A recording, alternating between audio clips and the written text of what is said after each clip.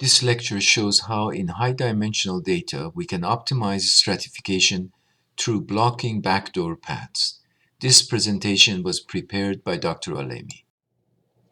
In observational data, there are many reasons for variation in outcomes. Comparing the outcomes of two patients is like comparing apples and oranges, an unequal and misleading comparison.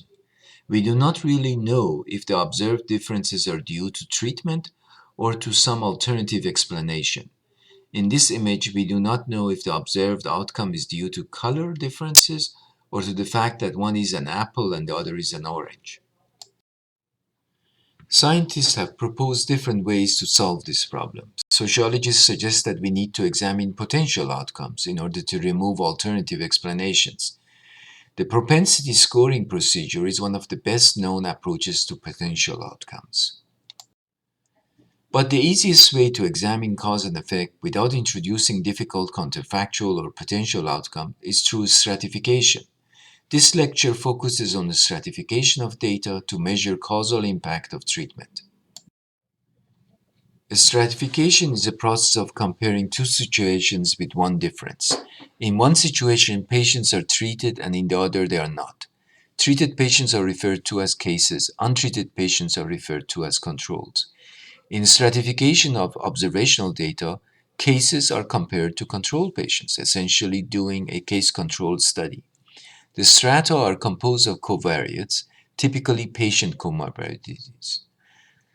Here we see two situations. We match every fruit within the first basket with every fruit in the second situation. These are matches on comorbidities. Then the difference in outcomes in the two situations is attributed to the treatment present in the first but absent in the second situation.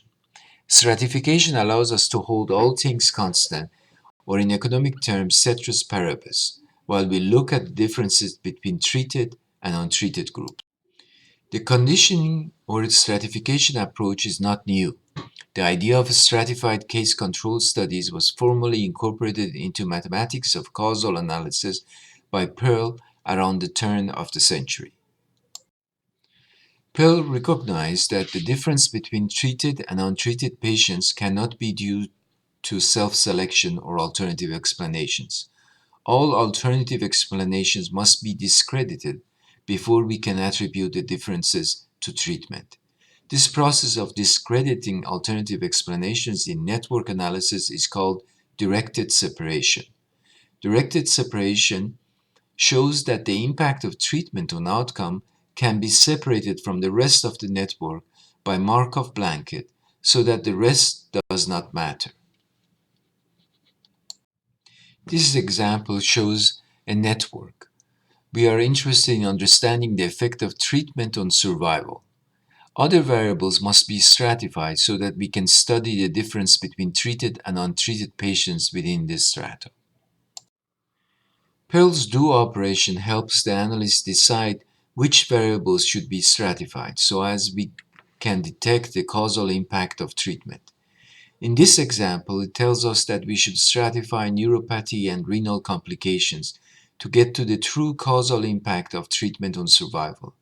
How it decides to do so is based on a concept known as backdoor. We will first define this concept and then show how one could practically get to this concept in large data.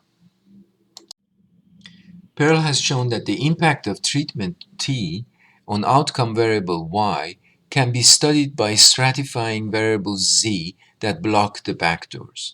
The key, of course, is to find the minimum variable Z, which if stratified would remove the confounding from the data.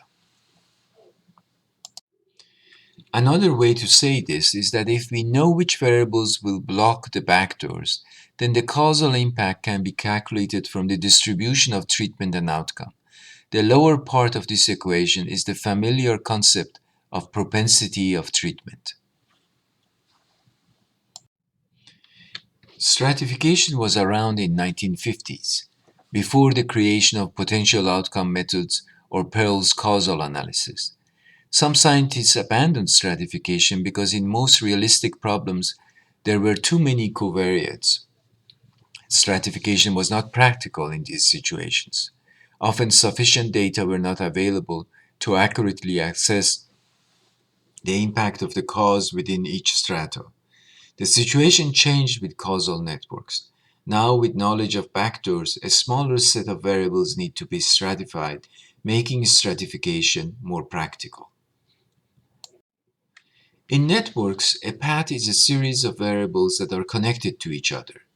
The arcs in the network can show the connection. In identifying a path, the direction of the arc does not matter. A backdoor path starts from outcome and ends with treatment variable. Any variable on the backdoor path is a covariate that affects both treatment and outcome. Pearl shows that blocking all backdoor paths from outcome to treatment is sufficient for calculation of causal impact of treatment on outcome. The procedures for identifying events that block all backdoor paths are laid out by Pearl. One can examine each path from outcome to treatment and block any path. There is one exception to this rule. Blocking a common effect of two or more causes can open new backdoor paths.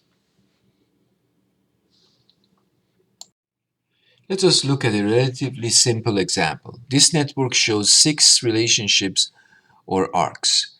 The question we want to figure out is whether antibiotic treatment leads to diabetes. We know that obesogenic antidepressants affect the emergence of diabetes as well as obesity. We also know that infections alter microbiome and eventually could lead to weight gain and obesity. So we have a complex set of relationships. To examine the effect of antibiotics on diabetes, we have to close any path from diabetes to antibiotics, from the effect back to the cause.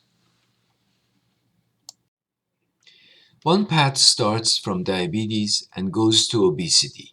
Note that in finding the backdoor, we do not need to follow the direction of influence in the network.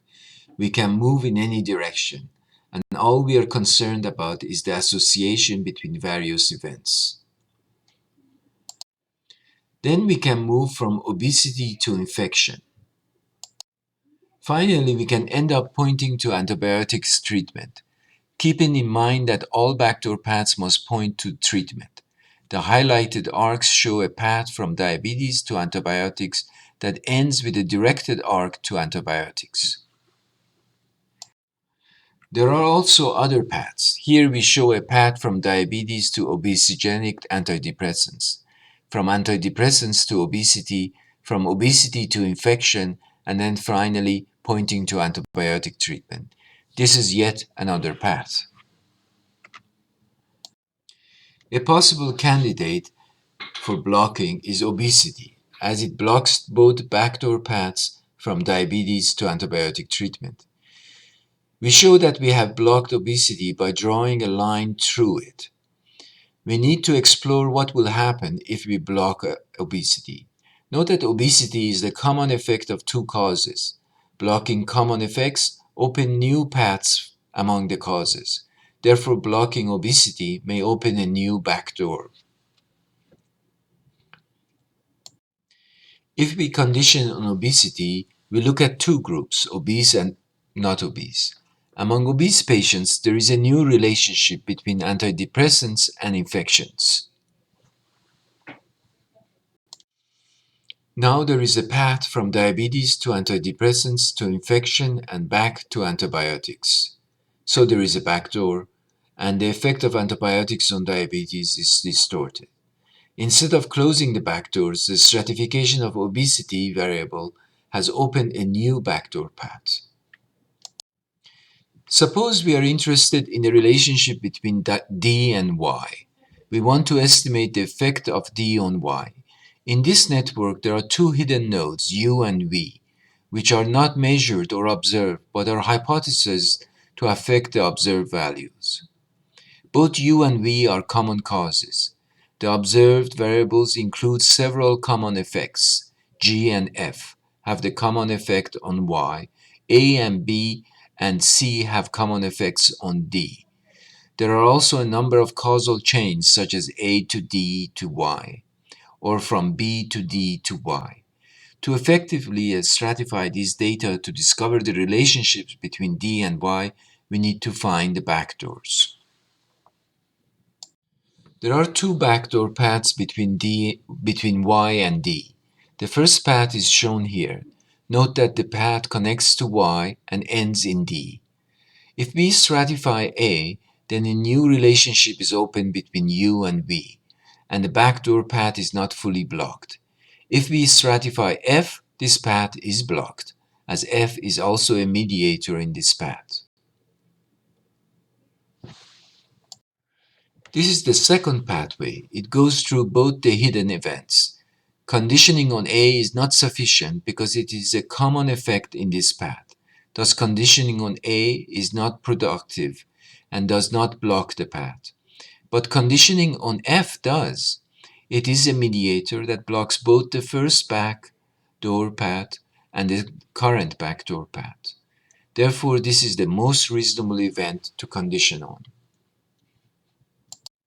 Stratifying F is sufficient to close both backdoor paths. Instead of conditioning on 5 possible covariates of D and Y, we have found one event, that is F, that is sufficient to block all backdoor paths. Therefore, we can just use one variable for stratification. In this network, controlling for F is sufficient to remove all distortions of causal impact of D on Y. After F is stratified, then no node is associated with both D and Y. There is no longer any confounding. The two hidden nodes, even though not measured, are still controlled for as they cannot affect both D and Y. The blocking of backward paths shows that we do not need to statistically control for all alternative explanations of outcomes. This allows us to focus on some, but not necessarily all covariates in the study. It provides a minimal set of events that should be statistically controlled. Okay, so far we have motivated the selection of variables as if we knew the network and can figure out what would block all paths. In reality, this is not the case. We need to find the variables that block all backdoor paths without knowledge of the network. One set of variables that do so are parents of treatment. All backdoor paths must point to treatment, which means they must go through the parents in the Markov blanket of treatment. Now we are ready to provide you with a fast way of identifying all parents of treatment and blocking all backdoor paths. This algorithm shows how we can use Pearl's ideas in a large multidimensional data without knowing the full network structure. We begin with removing all variables that occur after the treatment. These variables could be in the causal path from treatment to outcome and should never be stratified. In the second step, we use lasso regression to identify parents in the Markov blanket of treatment. Any variable that has a statistically significant and large impact on treatment is considered a parent in the Markov blanket of treatment. It is a parent because it occurs prior to treatment. It is on the Markov blanket because it makes other variables irrelevant. In step 3, we check to see that no new backdoors have been opened. This is done by stratifying the variables already identified to be parents in the Markov blanket of treatment and seeing if any other covariate has a new relationship with treatment. Stratified covariate balancing can be used to make this check. If there are new backdoor paths, then add to the list of parents additional variables that would block the new backdoors. Here we see an example application. In this application, we are looking at the impact of citalopram, an antidepressant, on remission of depression symptoms. There are more than 30 covariates, but only 6 of these covariates are parents in the Markov blanket of citalopram. A focus on these 6 variables is sufficient to accurately estimate the causal impact of citalopram on symptom remission.